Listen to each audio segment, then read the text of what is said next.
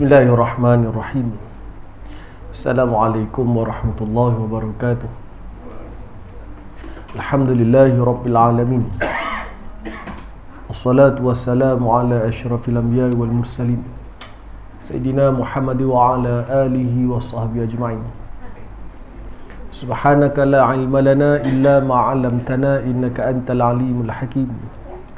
Rabbi shrah li sadri wa yassir li amri wahlul 'uqdatam min lisani yafqahu qawli. Wala hawla wala quwwata illa billahil 'aliyyil 'azim. Amma ba'd. Muka surat 22. Qala al-musannifu rahimahullah wa nafa'ana bi'ulumihi fi darain. Kemuliaan anugerah Allah sebelum pengutusan. Saya rasa situlah kita berhenti dah. 22 ya saya. Kemuliaan anugerah Allah sebelum pengutusan, atau kita boleh panggil sebelum kenabian. Maksud pengutusan tu sebelum kenabian.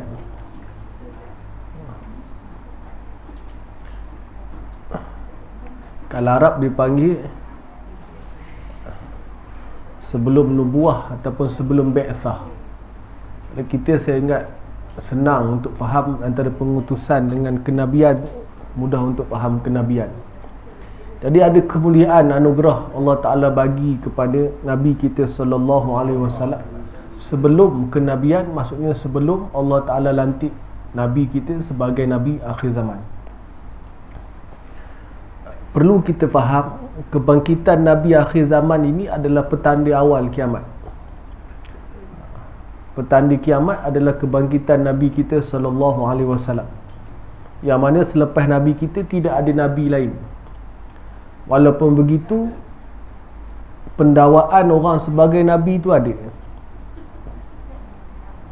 Lihat, ada orang aku Nabi tak ada ya? Dulu ada dalam di Selangor kan, Nabi Kahar, antara yang besar. Jadi Nabi selepas Nabi Muhammad tak ada. Zaman Nabi tu ada orang bernama Musailamah mengaku Nabi.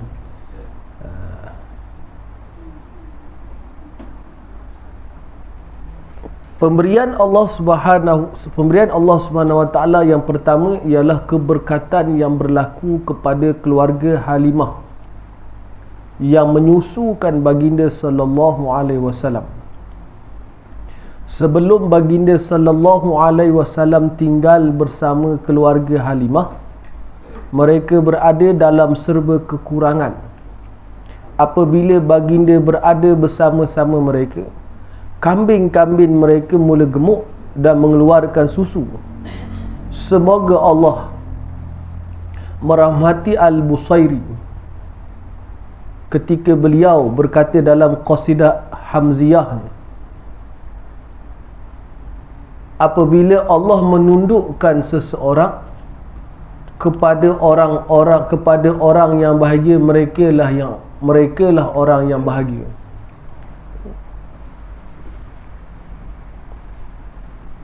Antara kemuliaan yang Allah Ta'ala kurniakan adalah keberkatan kepada keluarga Halimatus Sa'diyah. Kita baca dulu cerita Nabi Nyusu ni. Kita baca dulu kan, bab susu dulu. Kita tengok macam mana Allah Ta'ala kurniakan Halimatus Sa'diyah yang asalnya dalam keadaan yang susah. Halimatus Sa'diyah ni orang pedalaman. Kalau kita panggil ni orang ulu lah, yang jauh daripada Pekan. Mekah ni ke bandar lah, tempat berlakunya haji. Bila tempat berlakunya haji, setiap tahun manusia akan datang berkumpul di Mekah. Berlaku perniagaan, urus niaga yang besar. Orang Arab yang datang daripada seluruh pelosok semenanjung tanah Arab akan berniaga di Mekah. Dan budaya dia macam-macam. Orang Pekan berbeza dengan di kampung. Jadi orang perkampungan Sa'diyah ni, Sa'diyah tu dinisbah kepada Bani Sa'ad. Orang kampung, orang kita panggil orang ulu. Kalau dulu orang panggil orang kampung, kampung ni okey lagi, ulu lagi teruk pada kampung, dia jauh. Kadang-kadang dia kemudahan tak berapa nak ada. Kalau ada pun tak berapa nak elok. Kalau orang ulu ni, kalau dulu lah, sekarang saya tak tahulah, dulu kalau tengok TV, rumah dia tak boleh tengok TV. Kalau boleh pun satu TV ada, siarannya tak ada, jauh dalam, kadang perlu keluar ke jauh. Macam kita ni, kalau sekarang ni berkaitan dengan internet lah, jadi susah, kebetulan susah. Dan susah tu bertepatan juga pada masa itu, masa yang gawat, kemarau. Dengan kehadiran Nabi kita SAW yang disusukan oleh Halimah, telah menyebabkan satu keberkatan, perubahan yang agak besar yang berlaku kepada keluarga. Tanam-tanaman subur rumput kawasan itu, binatang, kambing yang kurus jadi gemuk, dan kambing yang betina ada susu untuk diminum. Ini keberkatan Nabi SAW. Benda berkat ni satu benda yang tak ada dalam dunia barat. Kita, apa benda yang kita buat berkat nombor satu. Orang Islam mesti pegang berkat. Adapun orang barat dia pegang untung. Berkat dia tak kira. Keberkatan ini dia akan bagi kita kebahagiaan. Kalau bahasa dia bagi kita tenang. Orang rezeki berkat, walaupun kalau orang tengok dia hidupnya macam susah, tapi dia senang. Senang itu adalah keberkatan hati dia. Senang, tak ada masalah. Ini adalah kebahagiaan Allah Ta'ala bagi. Dan keberkatan ni macam-macam lagi lah. Di antara keberkatan yang Allah tunjukkan dalam kehidupan Nabi ini adalah keberkatan yang dicurahkan kepada keluarga Halimatus Sa'diyah. Dan Imam Busari ni, saya tak tahu qasidah Hamziah ni macam mana. Yang kalau ada dalam buku Berzanji tu, qasidah Burdah. Orang Kedah kenal mana? Burdah, qasidah Burdah ni. Qasidah Burdah ataupun Bur'ah, yang ditulis oleh Al-Imam Busari rahimahullah, seorang ulama daripada Mesir. Qasidah Burdah tu lah yang popular. Hamziah ni saya tak pasti, tak pandai lagi qasidah ni. Lagu Rubani boleh tanya sikit lah. Lagu ini tak berhenti. Kalau Burdah ni yang selalu orang nasyid dalam TV tu lah. Maula ya salli wa salim daiman abada tu. Dia start dengan qasidah dia akan mula dengan amin tadhakuri jironim bidis salami mazaj tadam anjara min muqlatin bidami. Itulah yang hafal mahid. Maksudnya sekolah ni ada orang ajar lah qasidah ni. Sekarang ni pun orang dah macam-macam qasidah. Qasidah ni susunan syair yang dibuat atas nama memuji Rasulullah. Kemudian kita tengok lagi keberkatan lain. Selepas itu ia diikuti dengan peristiwa pembelahan dada dan mengeluarkan bahagian syaitan daripada diri Rasulullah. Perkara ini bukanlah suatu yang ajaib jika dibandingkan kepada kekuasaan Allah. Sesiapa yang menolak peristiwa seumpama ini, maka dia adalah orang yang pendek akal dan tidak mengetahui sedikit pun kekuatan Allah. Ini kerana peristiwa luar biasa yang berlaku kepada para Nabi bukanlah perkara baru dan asing. Walaupun perkara ini sangat hebat, kita tengok belah dada, dan Nabi menyaksikan belah dada tu, tak mati pun, tak sakit pun. Memang kita sebut dulu, dibelah di dada tu, diambil jantung Nabi dan dibersihkan jantung Nabi, dibuang tempat yang tak elok dalam jantung Nabi sebagai simbolik. Ulama sebut sebab Nabi ni memang baik, tapi simbolik hati ini adalah tempat penentu baik dan buruk manusia. Manusia ni untuk membaikkan hati dia perlukan ilmu. Tapi kadang-kadang ilmu saja tak berjaya nak baikkan hati. Ramai orang-orang yang ada ilmu tapi jahat nombor satu. Orang yang ilmu tidak beramal dengan ilmu dia. Jadi situ hati ni, hati maksudnya jantung. Yang kita sebut hati-hati tu maksudnya jantung. Yang kita kata nak, kalau dalam ilmu tasawuf, nak bersihkan hati. Bukan hati macam hati ayam tu. Hati tu tak, ni jantung kita tu yang mengepam darah. Sebab bila dipam, darah akan pergi seluruh badan. Itu kalau Nabi pun sebut, kalau baik hati, baiklah seluruh badan. Baik kalau dari segi jasmani, dari segi luarannya, baik, sihat. Kalau makanan yang baik akan menghasilkan badan yang baik. Kalau makanan yang halal akan menghasilkan tubuh badan yang taat. Kalau makanan yang haram, darah mengalir, darah haram ke biji mata. Bila nak tengok Quran? Tengok mengalir darah yang haram ke lidah bila nak baca Quran, bila nak berzikir. Mengalir darah yang haram ke kaki bila nak melangkah ke melesah. Ini dalam yang kita kena pergi jauh daripada orang sains. Orang sains setakat darah tadi, penyakit tak penyakit dia. Jadi ini tempat, lalu dibelah dada tu, belah ni dioperate lah, senang. Belah-belah kita nampak ni, kalau operate kita faham. Dibedah, dibersihkan jantung Nabi, dituangkan hikmah, ilmu di dalam ni. Dan ini adalah kehebatan kekuasaan Allah Subhanahu Wa Taala. Dan dia bukan benda ajaib pun, dan dia bukan benda yang menghairankan pun. Sebagaimana Allah Ta'ala sebut dalam surah malam ni kita sunat baca tu, surah Al-Kahfi. Di dalam surah Al-Kahfi, Allah kata peristiwa Ashabul Kahfi, yang pemuda-pemuda yang melari menyelamatkan iman dalam gua, itu bukan perkara pelik. Bagi Allah tak pelik pun. Mungkin manusia pelik, tapi pada orang yang berfikir atas kemampuan kita, memang kita rasa macam uish. Tapi bila kita berfikir atas kehebatan Allah, memang Allah, innallaha ala kulli syai'in qadir. Sesungguhnya Allah Ta'ala berkuasa buat apa saja Allah Ta'ala nak buat.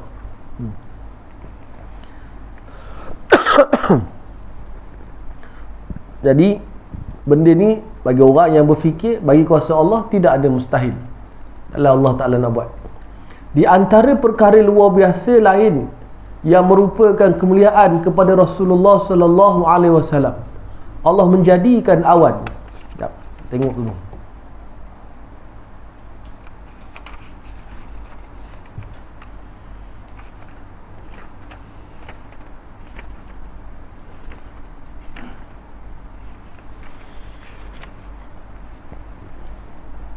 Allah menjadikan awan melindungi baginda ketika panas terik dalam perjalanan ke Syam. Syam ni Syria lah. Di dalam panas terik tu, Allah Ta'ala jadikan awan tadi sebagai payung yang ikut di mana ada jasad Rasulullah SAW.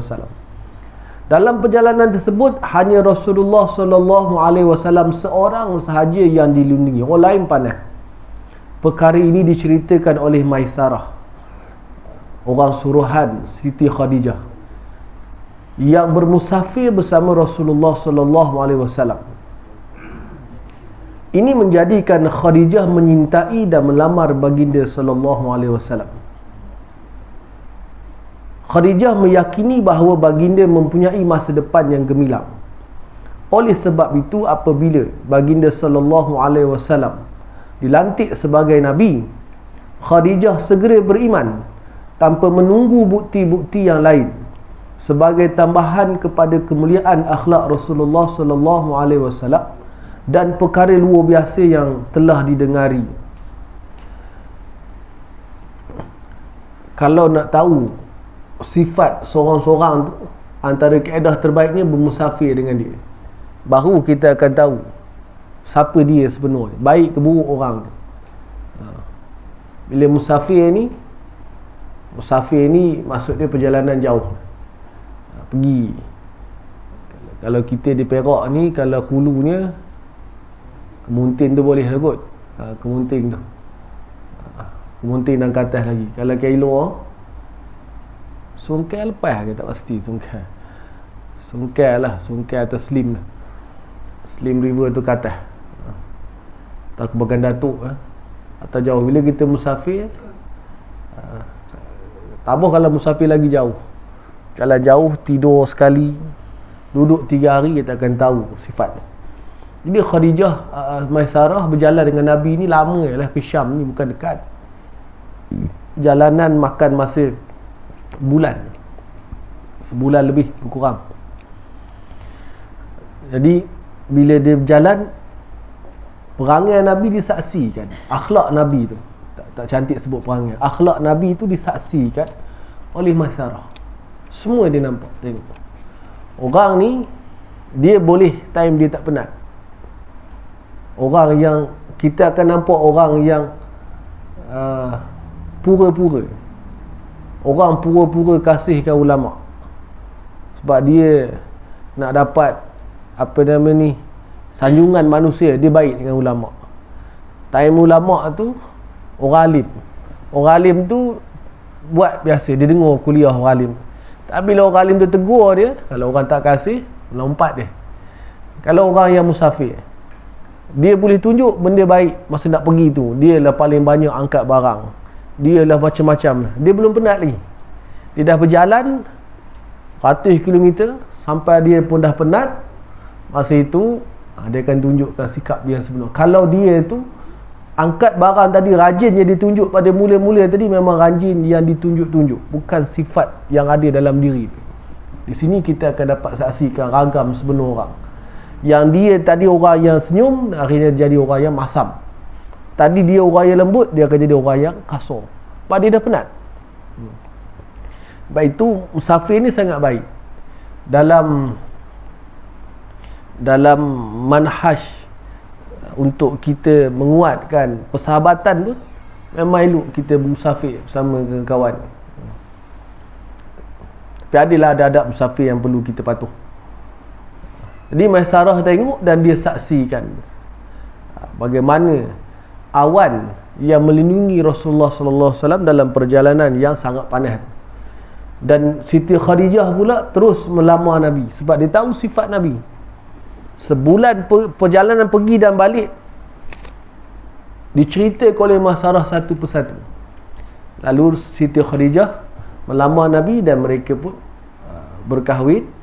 Dan Siti Khadijah adalah isteri Nabi yang melahirkan zuriat Rasulullah sallallahu alaihi wasallam, tidak melalui isteri-isteri yang lain.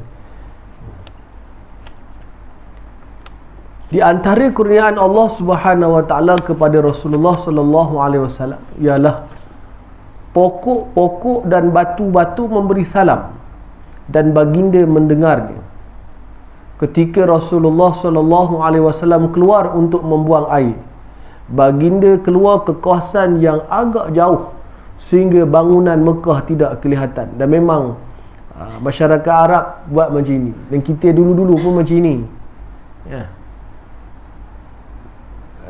Dulu jamban jauh dari rumah tak? Jangan dulu jamban jauh. Telagi depan rumah, jamban belakang rumah. Ambil ayu kat telagi, pergi ke jamban. Bawa sebeledi, tinggal setengah. Tumpah, bentar nak sampai. Ada orang pergi jauh lah, jauh. Benda tu ada sebab, malu lah. Masuk jamban ke malu. Sekarang ni jamban tepi dapur ni jamban. Tapi bertutup lah jamban di rumah sekarang kan. Disebab faktor, banyaklah sebab. Tapi asas untuk jamban ni dia mesti bertutup. Kalau terbuka tak boleh menghadap kiblat dan tak boleh membelakangi kiblat. Berak tepi-tepi ni jangan pegang daun lalang ni, itu tak boleh. Dia menghadap kiblat betul tu berdosa tu adab tadi. Jadi Rasulullah pergi keluar jauh lah. Jauh orang tak nampak, baru Rasulullah qada hajat.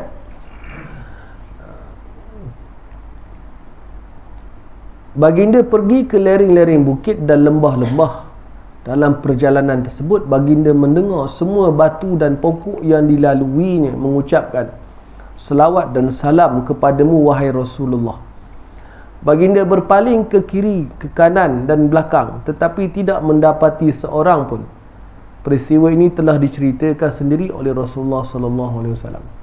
Rasulullah tak takut pun bunyi itu suara itu. Tapi bila dia tengok tak ada orang, dia yakin yang bercakap tadi bukan orang, makhluk lain. Ini antara keberkatan yang diberikan oleh Allah kepada Rasulullah. Perkara seperti ini bukan sesuatu yang aneh. Batu, pokok bercakap bukan benda aneh. Benda-benda yang tidak bernyawa telah disuruh berkhidmat kepada para nabi sebelum Nabi Muhammad sallallahu alaihi wasallam. Tongkat Nabi Musa telah bertukar menjadi ular yang mengalahkan semua perkara yang dilakukan oleh tukang sihir Firaun. Selepas itu ia kembali kepada kejadian asalnya, iaitu tongkat. Tongkat Nabi Musa tu, dia mukjizat, bukan bila Allah Ta'ala suruh campak baru dia jadi. Bukan dia boleh main kejap tukar ular, kejap tukar ni, tak boleh begitu. Sebab mukjizat tujuannya untuk mengalahkan. Di tongkat Nabi Musa ni, tongkat ini Nabi Musa ambil masa Nabi Musa ni, kalau cerita dia panjang pula kita ni. Nabi Musa lari daripada Firaun dan dia duduk dekat satu tempat di negara Arab, di satu perkampungan. Lalu dia telah berkahwin dengan anak orang kampung tu. Tempoh 10 tahun dia punya maharnya berkhidmat dengan orang kampung tu. Namanya dikatakan Syuaib, tapi bukan Nabi Allah Syuaib. Cukup 10 tahun, Nabi Musa lari umur 30 tahun. 10 tahun rasa nak balik. Dia nak balik tu, dia bawa lah anak isteri dan berapa harta dia, kambing-kambing. Dalam perjalanan tu guna tongkat. Nak jalan guna tongkat lah, nak naik bukit. Tongkat satu untuk apa nama ni, tongkat lah, tongkat badan kita berjalan tu, menyokong. Satu lagi sebagai senjata lah. Kalau ada binatang, serigala ke, dia empuk lah dengan tongkat tu. Lalu tongkat Nabi Musa ni kayu lah. Bila dibuang, bertukar menjadi ular dan mengalahkan apa saja yang keluar daripada ahli sihir Firaun. Kena cerita lain kali lah. Jadi tak ada mustahil lah, kayu tu boleh bertukar jadi ular dengan izin Allah Subhanahu Wa Taala.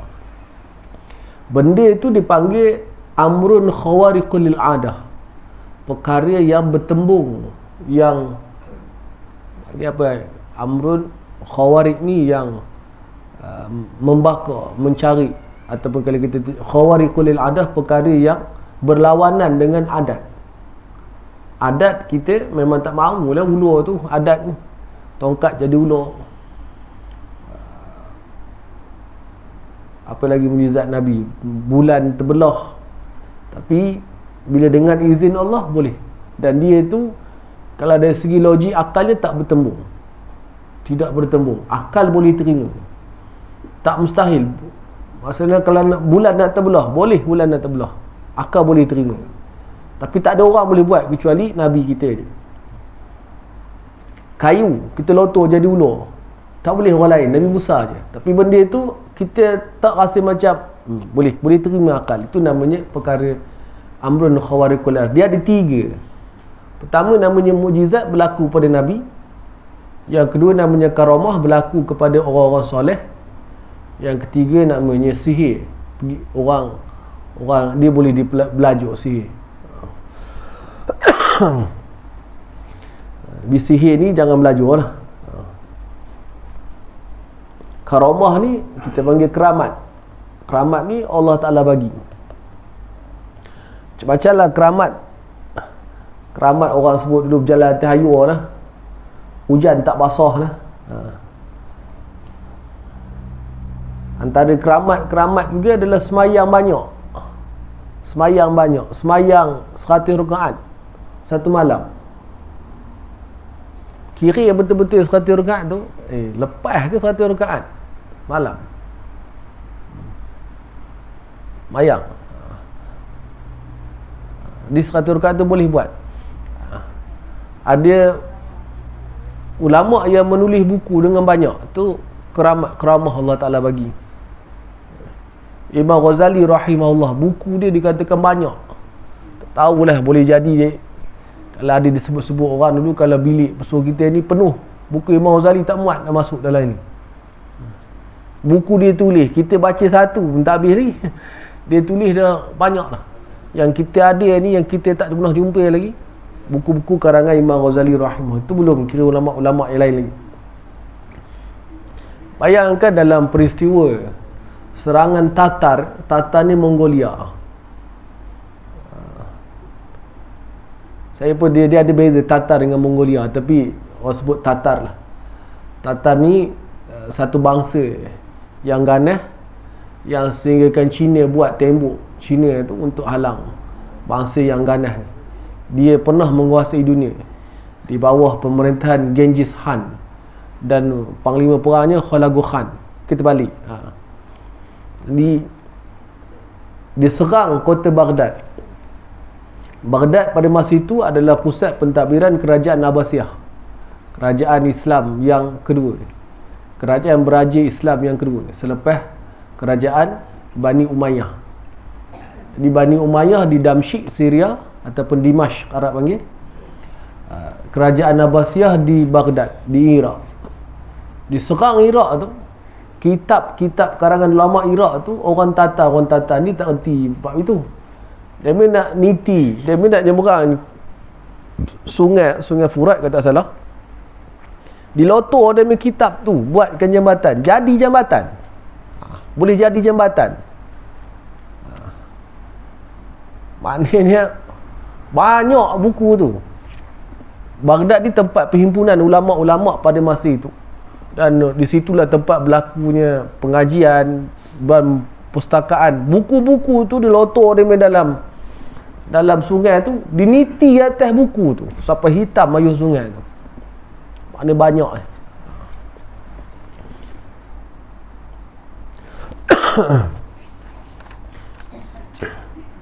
Apabila Nabi Musa memukul batu dengan tongkatnya, sebanyak 12 mata air telah keluar dari batu tersebut.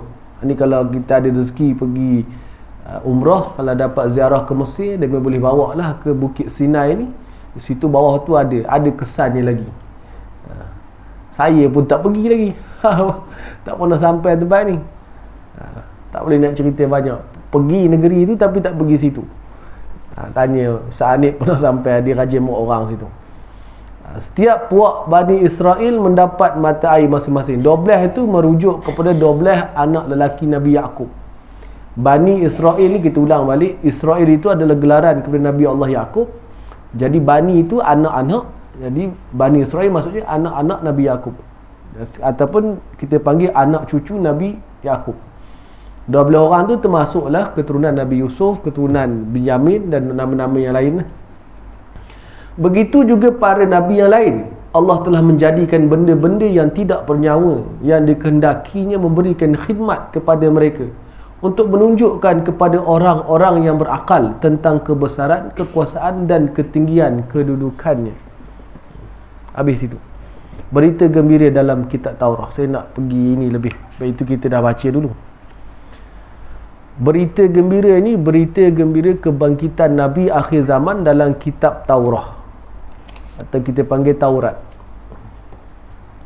Taurat adalah kitab yang Allah Ta'ala turunkan kepada Nabi Musa alaihissalam, dan dia adalah kitab yang pertama dalam sejarah para Nabi. Sebelum itu tak ada kitab. Nabi Ibrahim ada suhuf, Nabi Musa sendiri pada suhuf yang kita baca dalam surah Al-A'la tu, suhufi Ibrahim wa Musa. Suhuf ini adalah satu lembaran yang tak selengkap kitab. Kitab ni lengkaplah macam mushaf Quran yang ada pada kita ni, lengkap. Cerita macam-macam, perintah, hukum, hakam dalam tu lengkap. Jadi dalam Taurat ada cerita menyebut tentang kedatangan Nabi akhir zaman. Allah menurunkan kitab Taurat kepada Nabi Musa alaihissalam. Ia mengandungi syariat yang sesuai dengan zaman penurunannya. Apa maksud syariat? Dalam wahyu Allah Ta'ala ni, ataupun perintah Allah Ta'ala ni, ada 3 benda besar. Satu namanya akidah ataupun tauhid ataupun usuluddin. Yang kedua namanya syariat. Yang ketiga namanya akhlak. Jadi dalam bab syariat ini, hukum hakam ni, dia ada beza antara zaman Nabi Adam, zaman Nabi Nuh, zaman Nabi Idris, zaman Nabi Musa, zaman Nabi Ibrahim, berbeza. Contoh zaman Nabi Adam, boleh kahwin adik-beradik. Zaman kita tak boleh. Zaman Nabi Ishaq, boleh kahwin. Yang tadi kahwin adik-beradik, abang kahwin dengan adik. Zaman Nabi Ishaq masih lagi boleh madukan adik-beradik. Sekarang tak boleh. Sekarang kena salin tikor baru boleh. Jadi syariat kita tak boleh. Jadi syariat ni dia berbeza mengikut suasana masa. Zaman Nabi Adam, kenapa boleh kahwin adik-beradik? Jawapan ni mudahlah. Kalau tak kahwin adik-beradik, nak kahwin dengan siapa? Demi aja. Itu pun lain perut. Jadi kembur pertama kahwin dengan kembur yang kedua, mesti hilang lah. Tak boleh satu perut. Satu perut lah. Betul, sikit salah istilah dia, satu perut lah. Macam lahir kembur sekelamin, kahwin dengan kembur sekelamin yang lahir kedua. Yang lahir sekali tu tak boleh kahwin. Zaman Nabi Ishaq boleh kahwin, boleh madu kan, ataupun kahwin antara adik-beradik boleh. Dua orang ambil sekali boleh. Zaman kita tak boleh. Jadi syariat ni berbeza mengikut masa dan tempat, dan itu adalah daripada ketetapan Allah. Jadi di sini dia tulis ia mengandungi syariat yang sesuai dengan zaman penurunannya. Jadi zaman Nabi Musa adalah syariat yang sesuai dengan zaman Nabi Musa.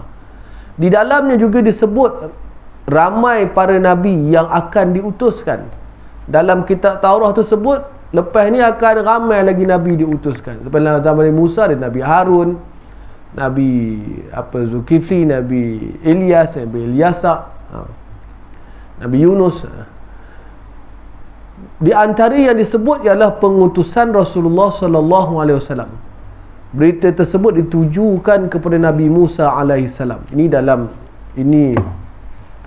terjemahan daripada Taurat. Aku akan mengutuskan seorang nabi seperti kamu untuk mereka di kalangan mereka sendiri. Aku tu Allah Ta'ala. Aku akan menjadikan wahyuku bermain di bibirnya. Maknanya hafal. Dia akan memberitahu mereka semua perkara yang aku perintahkan. Sesiapa yang tidak mentaati apa yang disebutkannya dengan namaku, maka akulah yang akan membalasnya. Mana-mana nabi yang berani bersikap sombong terhadapku dan bercakap dengan namaku apa yang aku tidak perintahkan, atau bercakap dengan nama Tuhan-Tuhan lain, maka dia akan dibunuh. Sekiranya kamu ingin membezakan di antara nabi sebenar dan nabi pembohong, maka inilah petandanya, iaitu apa yang dikatakan dengan nama Tuhan akan berlaku tetapi ia tidak berlaku, maka dia adalah pembohong dan diinginkan kebesaran untuk dirinya. Oleh itu kamu jangan takut kepadanya. Orang-orang Yahudi berkata, orang yang dimaksudkan oleh berita gembira ini ialah Yusha' bin Nun, pengganti Nabi Musa AS. Walau bagaimanapun semasa Nabi Isa AS menyampaikan risalah Tuhannya, mereka telah menunggu-nunggu kedatangan Nabi lain. Mereka telah menghantar utusan menemui Yuhana. Yuhana tu Nabi Yahya, bertanyakan perihal dirinya. Mereka berkata, kamulah Elia. Yuhana menjawab, bukan. Mereka bertanya lagi, kamukah Al-Masih Isa? Yuhana menjawab, bukan. Mereka bertanya lagi, kamukah Nabi? Yuhana menjawab, bukan. Mereka berkata, kalau bukan Elia, bukan Isa dan bukan Nabi, kenapa kamu dijadikan ketua? Ini menunjukkan bahawa kitab Taurat menyebut bahawa sifat Nabi yang akan dibangkitkan adalah sifat Nabi Musa alaihissalam. Ini cerita dia lah. Berita gembira tersebut menyebut bahawa Nabi yang berani melakukan pembohongan terhadap Allah akan dibunuh. Ia mempunyai persamaan dengan firman Allah. Maksud Nabi ini bukan Nabi betul. Nabi tak bakal berlaku bohong sebab sifat Nabi sidik. Jadi dalam apa ni teks Taurat tadi, dia kata kalau seorang tu mengaku Nabi, nak kenal Nabi ni Nabi yang betul atau Nabi yang palsu dengan Nabi yang betul, tengok bila orang tu mengaku dia Nabi, kemudian dia mengatakan sesuatu berlaku dan menyebut nama Allah, tiba-tiba benda tu tidak berlaku. Kalau zaman kita ni, zaman kita lah, zaman penjajahan British di India, dia ada seorang namanya Mirza Ahmad Ghulam Al-Qadiani. Ada ajaran dia, ajaran Ahmadiyah ataupun ajaran Qadiani. Dia tu mula-mula dia mengaku orang soleh, orang alim, dia mengaku Nabi. Bila dia mengaku Nabi, bila ada orang yang bangkang cakap dia kata orang tu minggu depan mati. Jadi orang tu tak mati. Jadi dia tu pembohong. Ajaran Qadiani ni ada di Malaysia ni. Kampung Nakhoda kalau tak salah saya. Kampung Nakhoda di Selangor Kampung Nakhoda tak salah. Dia ada masjid Qadiani di sana. Allah dan saya pun tak nak sampai tempat tu. Jadi ada dalam kuliah-kuliah ada ustaz-ustaz kita sebut masjid Nakhoda. Masjid Kampung Nakhoda itu lah. Masjid Qadiani. Ajaran sesat. Firman Allah sebab ia mempunyai persamaan dengan firman Allah, walau taqawwala alaina ba'dal aqawil la akhadna minhu bil yamin thumma laqata'na minhu al watid. Dan kalaulah Nabi Muhammad mengatakan dengan di atas nama kami sebarang kata-kata rekaan secara dusta, nescaya kami tentu akan pegang tangan kanannya, kemudian kami benar-benar akan memotong tali jantung. Ayat ni nak menegaskan kenabian Rasulullah. Kalau Rasulullah tu bercakap bohong, mudah ayat disebut Allah Ta'ala akan bunuh. Kalau Nabi yang betul bercakap bohong, yang bukan Nabi berbohong tu, Allah Ta'ala tangguh hari akhirat. Nabi yang betul bercakap bohong. Sebab tugas Nabi adalah tabligh, sifat dia menyampaikan ajaran. Nabi Muhammad SAW tinggal bersama-sama musyrikin dan Yahudi, musuh ketat baginda selama 23 tahun. 13 tahun bersama musyrikin di Mekah, kemudian 10 tahun di Madinah bersama orang Yahudi. Baginda menyeru mereka supaya beriman kepada Allah. Allah telah menjaga baginda daripada kejahatan mereka. Sebagai penenang kepada Rasulullah, Allah menurunkan firman-Nya, wallahu ya'simuka minan nas. Dan Allah jugalah yang akan memeliharamu daripada kejahatan manusia. Ayat ini kalau ikut dia punya waktu penurunan ni, ketika Nabi awal-awal sampai di Madinah, nanti kita akan baca, datang rasa bimbang dalam diri Nabi. Datang rasa bimbang, ancaman daripada musuh-musuh yang benci kepada Islam. Dan Islam sampai hari ini dibenci. Ajaran Islam yang tak mengganggu orang lain, dia tak ada masalah. Adapun ajaran Islam yang mengganggu, akan jadi masalah. Antara ajaran Islam yang mengganggu orang lain ni, ganggu sebab sistem dia salah, adalah bab ekonomi sebagai contoh, bab perundangan jenayah sebagai contoh. Dalam bab ekonomi, kalau betul-betul kita laksanakan ekonomi Islam, ekonomi Barat akan jatuh. Sebab ekonomi dia ekonomi yang menindas, baik kapitalis ataupun sosialis. Kita ekonomi Islam tak. Kita asas kita adalah antaradim minkum, keredaan di antara penjual dan pembeli. Kalau dunia kapitalis ni asal boleh untung je. Asal boleh untung. Dia tidak ada dia untung sampai menindas pun tak apa. Baik itu berlakunya urusan jual beli dengan riba. Bab perundangan Islam, lagi dia takut. Sebab bila buat perundangan Islam, dia adil, dan akan berlaku akan berlaku kurangnya jenayah. Sebab apa berlaku kurang jenayah? Hati manusia ni Allah Ta'ala buat. Allah Ta'ala turunkan Quran, dalam Quran ada hukum perundangan Islam, hukum jenayah Islam. Bila kita laksanakan perintah Allah, Allah Ta'ala redha pada kita. Bila Allah Ta'ala redha pada kita, Allah Ta'ala akan datangkan perasaan takut kepada manusia untuk buat jenayah. Tapi hari ni kalau kita buat undang-undang ikut apa yang ada dibuat oleh orang-orang barat, buatlah hukum gantung ke, karen ke, apa saja, cincang ke, gerun macam mana pun, orang tetap akan buat jenayah. Sebab hukum itu tidak menggerunkan. Hukum itu tidak menggerunkan. Orang kata hukum sebat Islam tu 100 kali rotan bagi orang yang berzina. Dengar 100 itu, kita nampak macam zalim, kata zalim. Kalau kita kata zalim, yang suruh 100 ni siapa suruh? Nabi, Allah yang suruh. Kalau kita kata zalim, mana kita telah mensifatkan zalim kepada Allah SWT. Allah ni subhanallah daripada bersifat zalim. Zalim sifat yang mustahil bagi Allah. Bila kita kata Allah Ta'ala zalim, getak akidah kita tu. Tapi kalau tak tahu, berdosa besar. Berlaku pada zaman Nabi seorang yang kurus kering berzina. Lalu Nabi kata ambil apa nama tu, ranting-ranting kayu, genapkan 100, ikat, rempit sekali, dah selesai 100. Dan kalau kita baca dalam Quran, Allah Ta'ala kata az-zaniyatu waz-zani fajlidu kulla wahidin minhuma mi'ata jaldah. Orang adalah perempuan yang berzina, orang lelaki yang berzina, hendaklah kamu fajlidu ni dah ambil dari perkataan jilid. Jilid ni terjemahan kita cakap Melayunya kulit.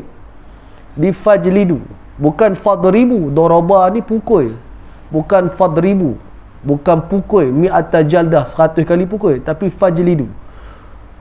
Terjemah macam ni apa tu? Mana pukul itu hanya di kulit je, jangan sampai ke isi. 100 kali pukul, dipukul lah. Mungkinlah berbirat, tapi tidak akan luka, tak akan kena isi. Salah pada tukang pukul.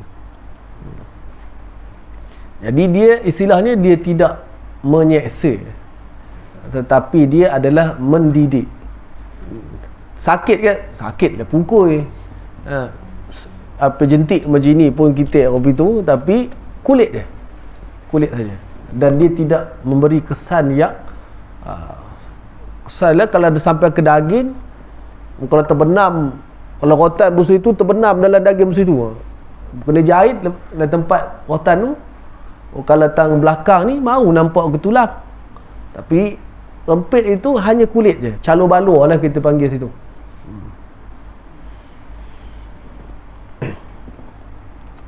Jadi dalam keadaan orang memusuh Islam tu, datang sahabat Nabi berkawal. Allah Ta'ala, saya tak ingat namanya malam ni, tak salah saya, Sa'ad bin Abi Waqqas datang nak berkawal daripada rumah Nabi. Nabi tanya siapa tu, dia kata Sa'ad, kenapa kau datang sini? Dia rasa bimbang terhadap keselamatan Rasulullah. Dia jadi macam berkawal depan rumah Rasulullah. Rasulullah kata tak payah. Rasulullah baca ayat ini, wallahu ya'asumuka minan nas, dan Allah yang akan memelihara kamu daripada ancaman manusia. Tidak ada sesiapa pun yang dapat menghalangnya. Dialah yang maha berkuasa ke atas sesuatu daripada menghukum mereka yang mengatakan bahawa Allah mengatakan sesuatu sedangkan sebenarnya Allah tidak mengatakannya. Allah berfirman, am yaqulu naftara 'ala Allahi kadhiba fa in yasha'illahu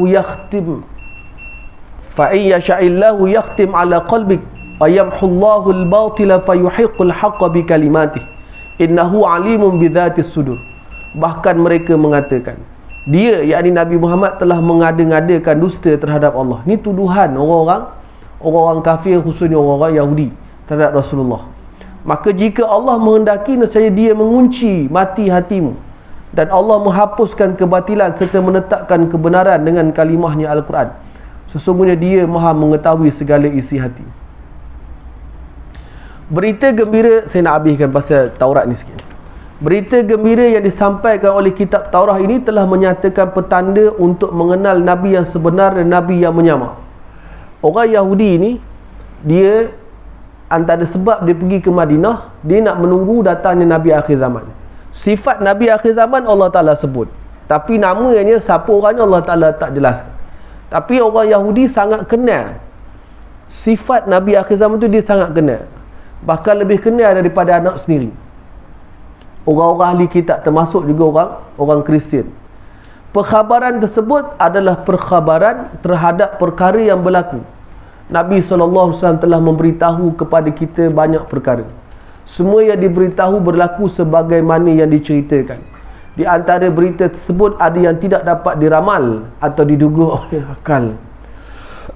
Seperti berita kemenangan Rom selepas mereka dikalahkan oleh Parsi dengan hebatnya, sehingga kota Konstantinopel, bandar diraja, hampir jatuh ke tangan Parsi. Konstantinopel ni Istanbul. Parsi ni Iran lah. Dengan itu, berita yang mengatakan bahawa Rom akan dapat menawan kembali kawasan yang terjajah dalam masa beberapa tahun saja tidak datang kecuali daripada Allah. Nabi pernah sebut Rom akan mengalahkan Parsi. Antara Rom dan Parsi pada masa itu dua kuasa besar dunia. Parsi lebih terkedepan dari segi persenjataan. Orang-orang Iran ni, Iran lah sekarang ni, orang Parsi ni lebih terkedepan daripada persenjataan. Tapi sama-sama kuasa besar dunia. Bila perang, ada kerajaan Rom, jajahan Rom yang telah dijajah oleh Parsi. Jadi Nabi sebut Rom akan berjaya mengalahkan Parsi. Dan ada surah Rom pun dalam Quran. Oleh sebab itu, setengah orang musyrikin Quraisy merasa amat tidak percaya dengan berita itu. Dia kata mustahil Rom boleh kalahkan Parsi. Abu Bakar telah melakukan pertaruhan dengan mereka yang tidak mempercayainya. Dalam tempoh yang dinyatakan Allah telah memenangkan Rom, Abu Bakar layak untuk mendapat pertaruhan yang dilakukan. Ini adalah salah satu daripada pelbagai berita yang dinyatakan oleh Rasulullah SAW. Kita akan menyebutnya dalam tajuk yang lain, insya-Allah. Nanti ada sampai. Al-Qadiyyah meriwayatkan dalam kitab Asy-Syifa bahawa Atha bin Yasar, seorang tabi'in, bertanyakan kepada Abdullah bin Amr bin As. Abdullah bin Amr ni sahabat Nabi. Abdullah bin Amr, sekejap. Amr bin As ni sahabat Nabi. Abdullah ni anak dia. Saya minta maaf tu tak pasti sama dia tabi'in juga ataupun dia sempat bertemu dengan Nabi. Tapi Amr bin As tu sahabat Nabi. Dia masuk Islam sama-sama dengan Khalid bin Al-Walid selepas berlakunya perjanjian Hudaibiyah. Jadi Atha bin Yasar bertanyakan kepada Abdullah bin Amr bin As berkenaan sifat Rasulullah. Kalau tanya pada Allah tentang sifat Rasulullah, tunjukkan di sini dia adalah sahabat. Abdullah ni sahabat Nabi. Sahabat ni dia mesti pernah jumpa Nabi dan dia beriman dengan Nabi, mati dalam Islam. Beliau menjawab, benar, demi Allah ia disifatkan dalam kitab Taurah. Sifat yang dinyatakan itu sama sebagaimana yang disifatkan oleh sebahagian ayat Al-Quran. Ya ayuhan nabiyyu inna arsalnaka syahidan wa mubasyiran wa nadhira. Wahai Nabi, sesungguhnya kami mengutusmu sebagai saksi dan pembawa berita serta pemberi amaran. Dalam kitab Taurah ada menyebut, untuk memelihara kaum yang buta huruf, kamu adalah hamba dan rasulku. Aku namakan kamu sebagai Al-Mutawakkil, orang yang bertawakal.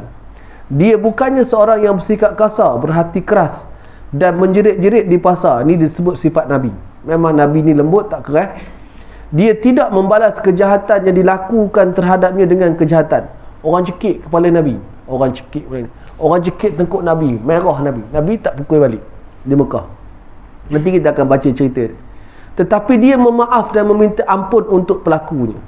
Allah tidak akan mewafatkannya sehinggalah agama benar yang diperjuangkan tertegak dan orang ramai menyebut la ilaha illallah, dan sehingga Allah membuka mata-mata yang buta, telinga yang tuli dan hati yang terkunci. Nabi wafat bila Islam telah sempurna, lengkap, dan telah mendirikan sebuah negara Islam di Madinah, dan ada dakwah Islam yang sampai ke negeri-negeri Arab sekitar Madinah. Mekah pun jatuh dalam Islam pada masa itu. Diriwayatkan juga daripada Abdullah bin Salam radhiyallahu anhu, seorang Yahudi yang masuk Islam, seorang pendeta Yahudi yang masuk Islam, alim dalam kitab-kitab Yahudi. Beliau adalah pemimpin Yahudi. Jawatan pemimpin tidak menjadikannya angkuh. Beliau telah meninggalkan agamanya dan memeluk Islam. Begitu juga dengan Ka'bul Ahbar, pendeta Yahudi. Mengenai hadis di atas, dalam riwayat yang lain disebut dia tidak menjerit-jerit di pasar. Ini sifat Nabi sebut dalam hadis. Dan tidak menyebut perkataan yang tidak senonoh disebut dalam kitab-kitab terdahulu ni. Aku Allah hiasinya dengan kesemua kecantikan, dan aku kurniakan kepadanya semua akhlak yang mulia. Aku menjadikan ketenangan sebagai pakaiannya, kebaikan sebagai syiarnya, takwa sebagai hatinya, hikmah sebagai tuntur katanya, berkata benar dan menunaikan janji sebagai tabiatnya, memaaf dan melakukan kebaikan sebagai akhlak, keadilan sebagai sirah perjalanan hidupnya, kebenaran sebagai syariatnya, petunjuk sebagai imamnya, Islam sebagai jalan hidupnya, Ahmad sebagai namanya. Dalam kitab Taurah disebut namanya Ahmad. Kitab Injil pun sebut Ahmad. Aku memberikannya petunjuk selepas dia sesat. Sesat ni maksudnya bukan sesat sembah patung apa semua tu. Sesat maksudnya Nabi nak mencari kebenaran, tak jumpa. Tak jumpa jalan Islam pada masa itu, tak jumpa. Lalu Allah Ta'ala Islamkan Nabi. Maksud Islam ni Allah Ta'ala turunkan syariat Islam. Nabi pada masa ini, Nabi semayang sebelum dilantik menjadi Rasul. Nabi semayang mengikut syariat Nabi Ibrahim. Jadi tak ada syariat sendiri. Jadi ada benda-benda yang Nabi tak tahu nak buat. Nak selesaikan masalah akhlak orang Mekah, Nabi tak tahu. Lalu Allah Ta'ala turunkan hidayah, mengajarnya selepas dia jahil. Itu maksudnya. Wa wajadaka dhalan fahada. Itu antara dalil dia. Dhalan itu bukan sesat macam orang sesat jahat ni. Bukan maksud Nabi sembah Nabi tak pernah sekali pun buat maksiat. Apatah lagi nak sentuh, nak sembah berhala, tak. Cumanya sesat sini tak jumpa hidayah Islam yang Allah Ta'ala nak bagi untuk Nabi akhir zaman. Akhirnya Allah Ta'ala bagi,